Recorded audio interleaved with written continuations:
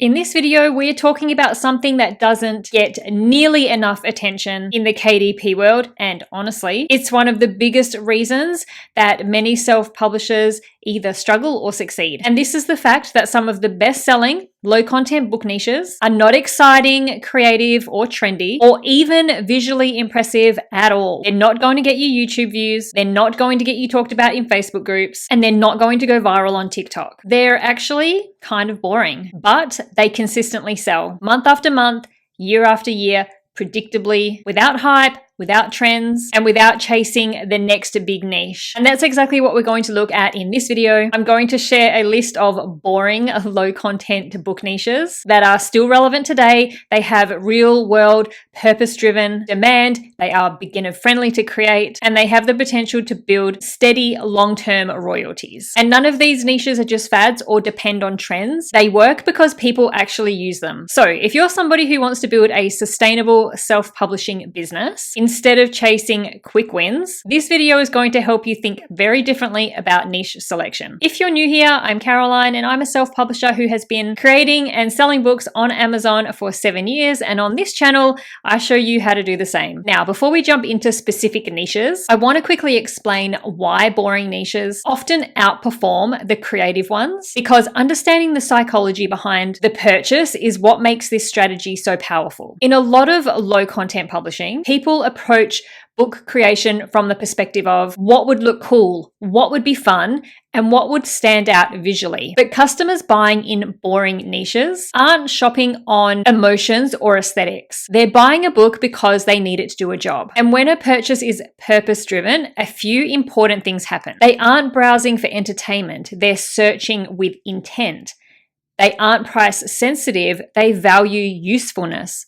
And they don't see it as a nice to have, they see it as a tool. And that shifts the dynamics completely. Instead of competing on things like having the prettiest cover, the cutest design, or the most stylish interior, you're competing with clarity, with function, simplicity, and ease of use, which means even as a beginner, you actually have a level playing field. So as we go through each niche, keep this question in mind. What job is this book helping the customer do? Because that's what makes these niches work long term. So let's get into the niches. Let's start with one that actually sounds pretty simple, but it's actually one of the most consistent performers in low content book publishing, and that is bold and easy coloring books, especially for adults and seniors. Now, I'm not talking about things like really detailed mandalas, complex patterns, or highly artistic illustration styles. I'm talking about thick black line art, large areas to color, simple recognizable shapes, in a way almost childlike but not, accessible, calming imagery, and minimal visual clutter. These books are being purchased because they are relaxing, they're soothing, they're motor skill friendly, and low stress to actually complete. Let me just show you something. These are a couple of pages from some of the Coco Wyo coloring books. Pretty amazing, aren't they?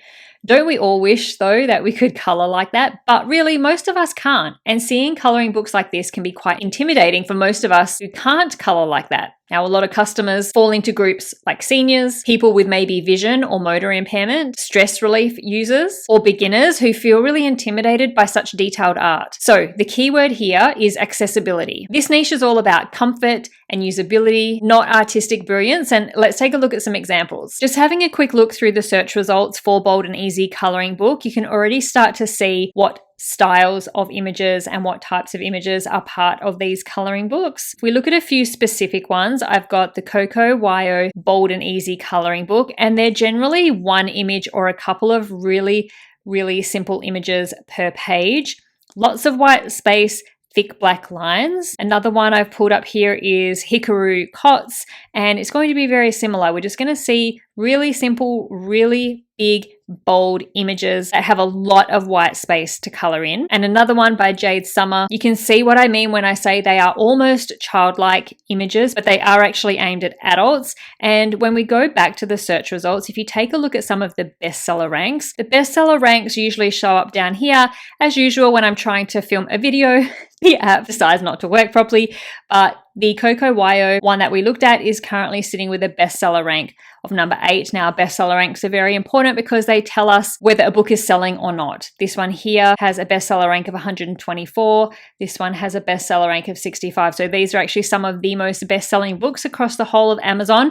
These books are selling thousands and thousands of copies every single month, and we just use that number to determine whether a niche is popular, whether it's in demand, and whether customers are actually buying these types of books. So in this case, definitely lots of customers are buying these books. Now, this niche works because people don't want complexity. They want something that feels achievable. Next, I am including logbooks, but as a single umbrella niche, which actually has endless micro niches within it, but majority of books that fall under the logbooks niche are very, very boring. I'm talking about books like vehicle logbooks, maintenance logbooks, pet care logbooks, and medical trackers, to just name a few. But these are basically just very simple, practical record-keeping books. And these books sell because a lot of people still prefer paper records that they can store somewhere, that they can hand over if they need to and refer back to. And these books are very boring on the surface, which is actually exactly why they sell. They don't need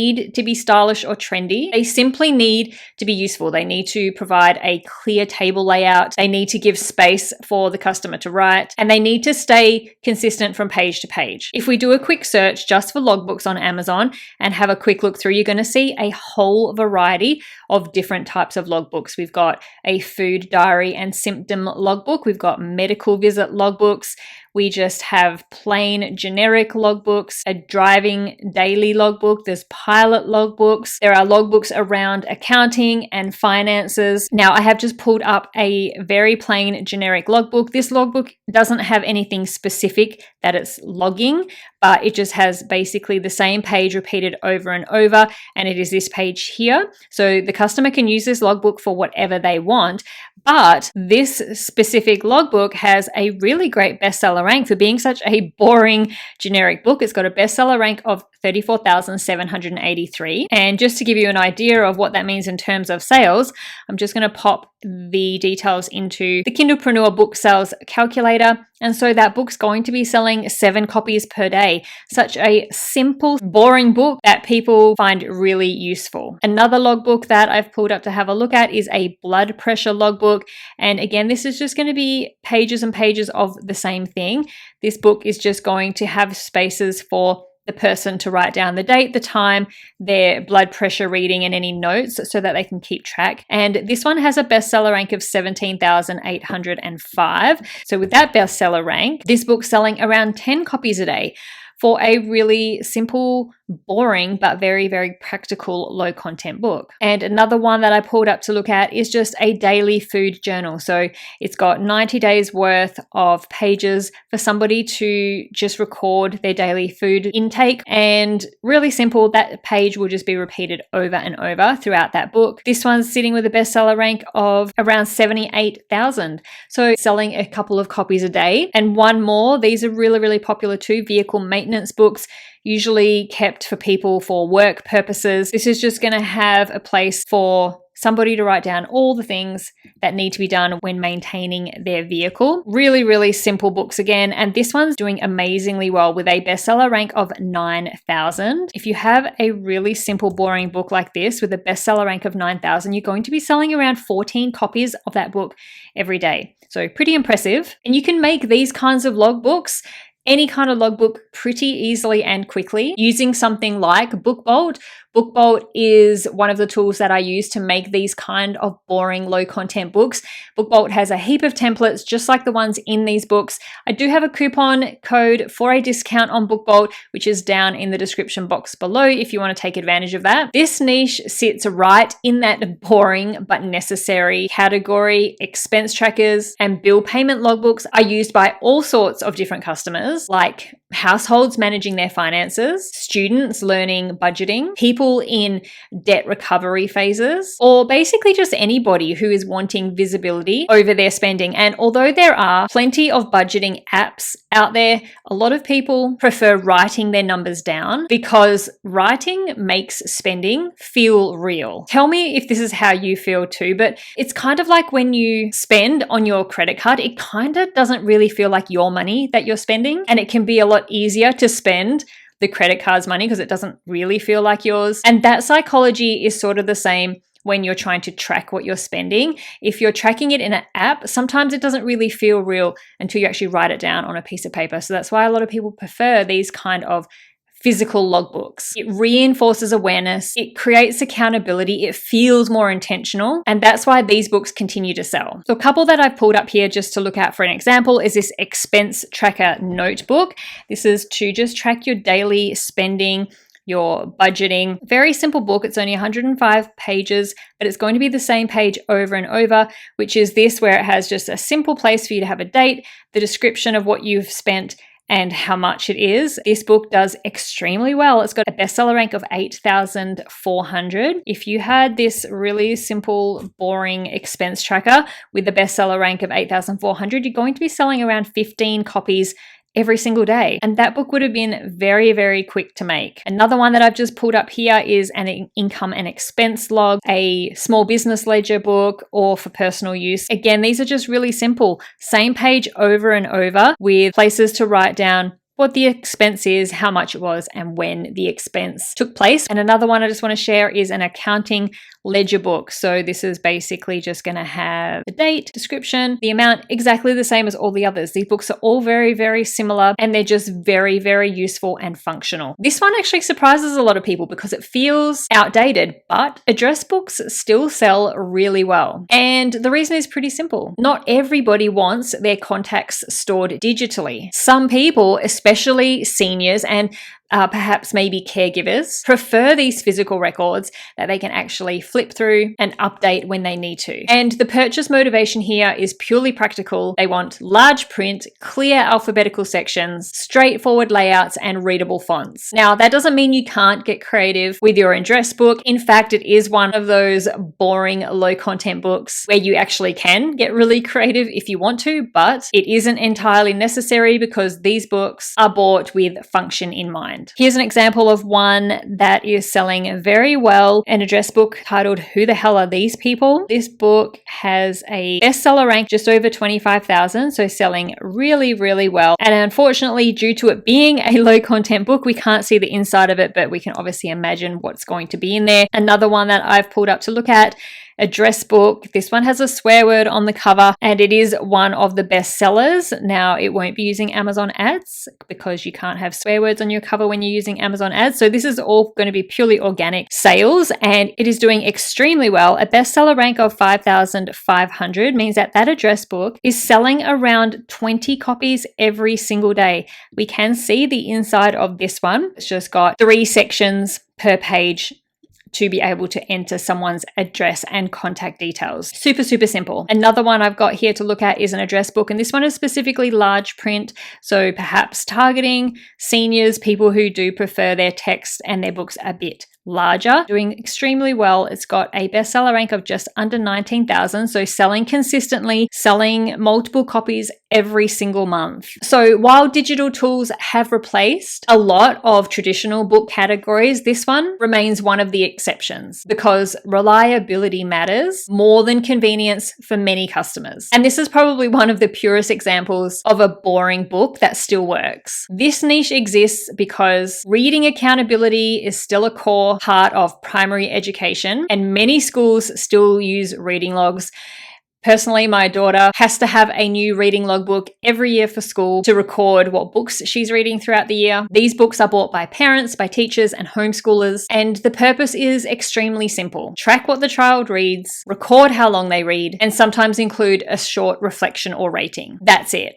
Now, this is the reading logbook my daughter's school uses. You can see there are sections for her to write the date, the title of the book, how she felt about the book in terms of a rating. And they're just really simple, but very useful, practical, and sometimes necessary books if it is part of your school's book list. Now, in terms of on Amazon, we have a couple of examples. I've got my reading logbook review journal for kids age 6 to 12 with a really fun cover on it. The inside of this one is a little bit more creative.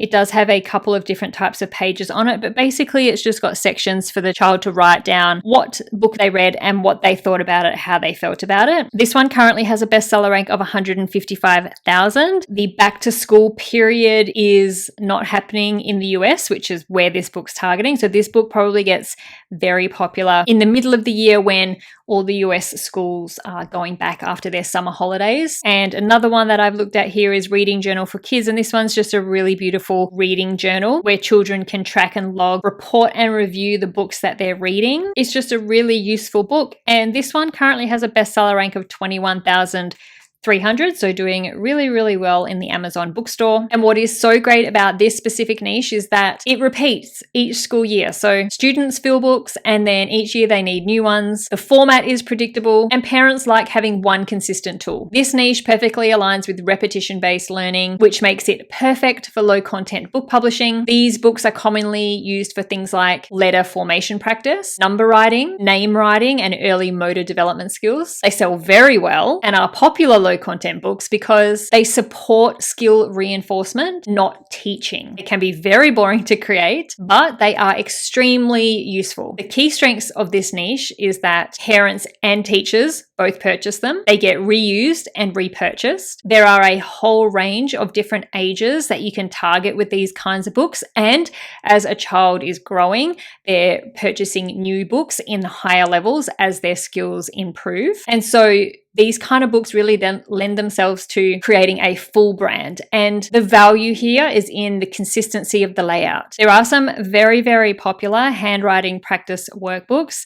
First one that I want to show as an example is the all-in-one print handwriting workbook. And these books basically just have lines with letters or words on them for the child to trace over initially and then to practice themselves on these lines. So they can be as simple as this, where it's just a single letter that the child's learning how to write, or it can increase into words and then even into sentences depending on what age of child that you're targeting. Now, this is one of the better selling handwriting workbooks on Amazon. It currently has a bestseller rank of 1,700, so one of the best selling books across Amazon, selling almost 50 copies every single day. And if you had multiple books in a brand because you are targeting different ages of kids or different types of things that they're going to be learning with their writing, then you can build up a really substantial income. The next one I want to look at is small print handwriting workbook. There are also different types or styles of writing that you can teach. You can teach cursive like this, or you can just teach this standard types of lettering, and they are all fairly standard. They usually follow the same kind of format where the child's learning the letters first and then move on to words and sentences. So this one has a bestseller rank of between 14,000 and 15,000 across the whole of Amazon. And this one here, the last example I'm showing you, you may have seen this before. It's one of the best-selling books across the whole of Amazon. It has been 4 years and it always will be, which is my first Learn to Write workbook. So it's aimed at the really young kids, the preschool kids, toddlers who are really just having their first experience with using a pen or a pencil. So they're learning very simple shapes and lines, not necessarily words yet. But this book has a bestseller rank of 100. It is always in the top 100 of all books across Amazon, which means it's selling hundreds of copies every single day. And this book, like I say, has been this popular for many years now. So if the book is functional, it will always outperform books that are trying to be creative. This niche looks deceptively simple, but it is actually one of the workhorses of low content book publishing. I'm talking about notebooks that aren't sold as just decorative or generic, because there are a ton of those out there, but they are sold as clearly labeled purpose notebooks. What do I mean by this? I'm talking about notebooks like therapy note journals, reflection notebooks, meeting note notebooks, prayer journals, or project note notebooks, for example. These books succeed because the title defines the purpose. The buyer or the customer isn't looking for a pretty notebook. They're searching for a notebook for a specific function. The boringness of these books is actually the advantage, because they are actually meant to disappear into the background, while the customer or the user does the real work, which is thinking, reflecting, processing, and writing. Let me show you some examples of this. So this is a perfect example. It's a notebook, but it is labeled as a session notes notebook. So it's a notebook for a therapist to be able to write down a session that they're having with a patient and be able to write notes about that session. Now, you could also target these at the patients. So maybe the person who's had the therapy session wants to sort of summarize and write down what was talked about in their session so they can kind of review that and think about it further. This particular purpose notebook has a bestseller rank of 70,100. So it's a in-demand kind of notebook. People are buying this every single month. Another one that I've pulled up to look at is a meeting notebook. If you need to take notes through your meetings, it helps you keep your notes all in one place for your meetings. And so it's just a great way for somebody to have a specific notebook for a specific thing. And another one, as an example, is a prayer journal. And these types of purpose-driven notebooks do really well. This one specifically has a bestseller rank of around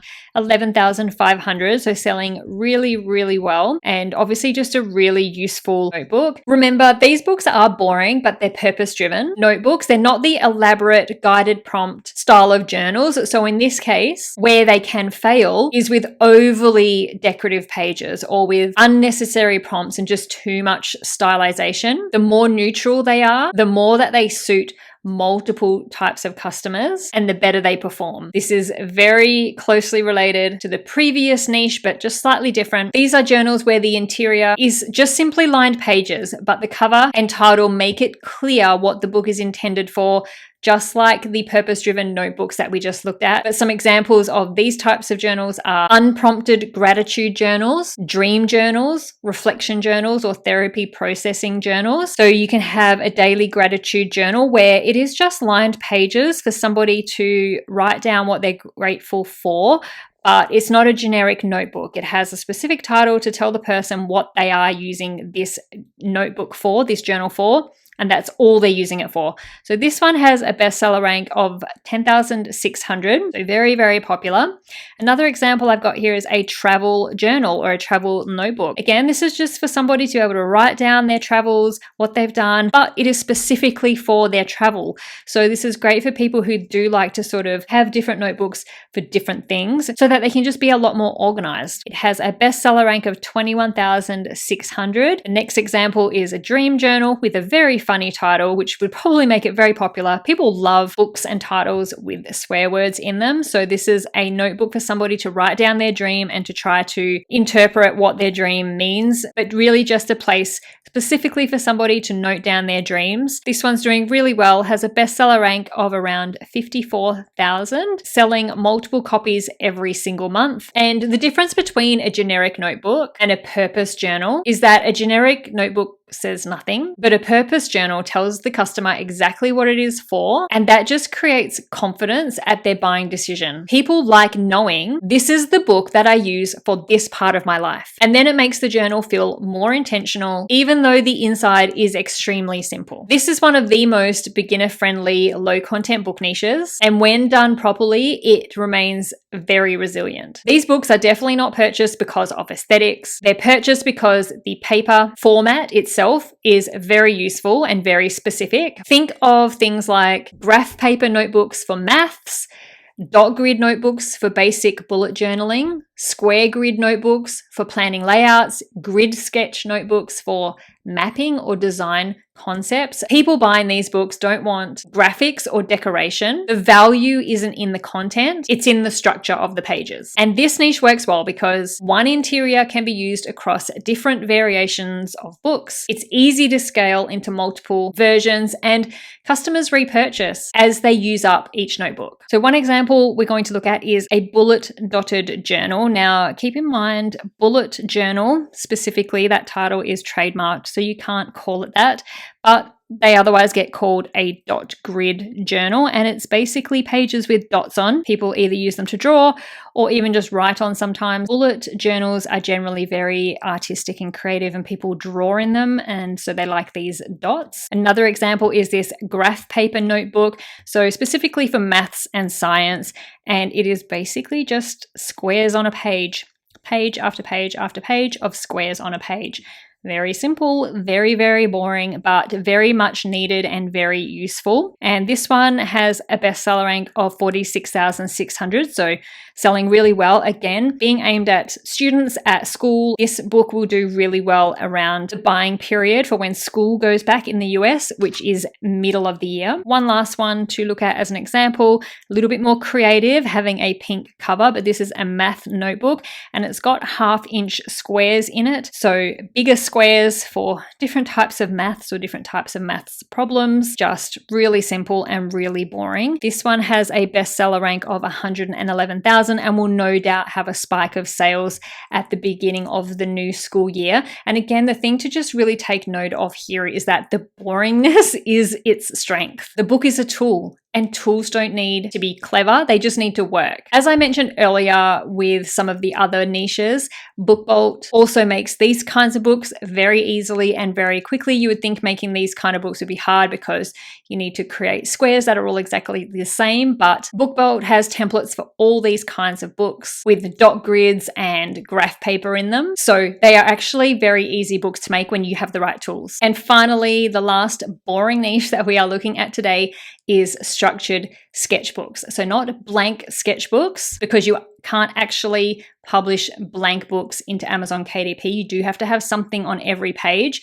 They're not themed art journals, but just lightly structured sketchbooks that give the users a consistent space to work in. So lightly structured might include something like a simple box layout or repeated sketch spaces or something like light guidelines. As I mentioned, you can't actually publish a book that has blank pages in them, so you need to have something on the page. So giving some light structure is also really beneficial for the user, even if it is just something very minimal that you put on each page. But these aren't the kind of books that are trying to teach art or get somebody to do a specific thing each day. They're simply just giving the artist a clean page with focused sections. Here is a quick example. We've got a blank comic book. So not all art is just in a blank sketchbook. This is for artists who create comic books, and it's basically just giving them a structure for each page. It's just got different boxes what they can complete. They can add their comic images, illustrations, they can add their story to. Just really simple, really boring on the surface, but something that is really, really useful for comic book artists. Now, this comic book does have a bestseller rank of 2,722. It's actually one of the best-selling books on Amazon. It does extremely well, and it's always one of the most popular books on Amazon. So with that bestseller rank, it's selling over 30 copies every single day. Another one we've got here is an actual sketchbook, which is basically just a book for drawing, painting, or writing, sketching, whatever the person wants to use it for. Now, this one isn't really structured. It does have extremely minimal, which is basically this line. So that was what they had to do to get this book published. They had to put something on the page. But something else you could do is add a nice border, which just gives the person something to draw within. You could have a couple of squares on each page. And this book, just being extremely minimal, very, very minimal, this one has a bestseller rank of around 61,000, a book that people are buying consistently every single month. Now, this niche sells because it supports a habit rather than guiding creativity. And habit support tools tend to sell far more reliably than novelty books. So across every niche that we have just gone through, there's a pattern. They all share 4 core characteristics. They solve a practical, purpose-driven need. They are simple and repetitive by design. They're purchased with clear intent, not impulse, and they are often repurchased when full. And that combination is exactly why they're worth considering. They aren't glamorous books, and they're probably not going to impress other self-publishers, but they build the type of brand that supports long-term, reliable, predictable income instead of constantly chasing new trends. So I guess the question becomes, how do you stand out in a niche where everything looks simple? And the answer is you don't compete with creativity. You compete with clarity and usability. If somebody flips through your book and thinks, this feels clean and easy to use, you've already won most of the battle. The advantage in boring niches is competence, not originality. Not every book that you publish needs to be exciting, creative, or visually impressive. Some of the most reliable income on KDP comes from books that honestly nobody ever talks about because they're not fun to show off, but they do help real people do real world things, and that's what makes them valuable. So maybe instead of always asking what niche looks interesting, try asking what simple problem does this book help someone solve? And if a niche answers that question clearly, then it is almost always worth exploring. I hope that you found this helpful and that you found some niches that you are interested in exploring more. Feel free to like the video and subscribe for more publishing strategy content, especially if you prefer honest, practical sides of self-publishing rather than just hype. And if you did enjoy this video, YouTube thinks that you might like these ones too. So please go check them out to learn more about self-publishing your own low and medium content books on Amazon KDP. Thank you so much for watching. I'll see you in the next video.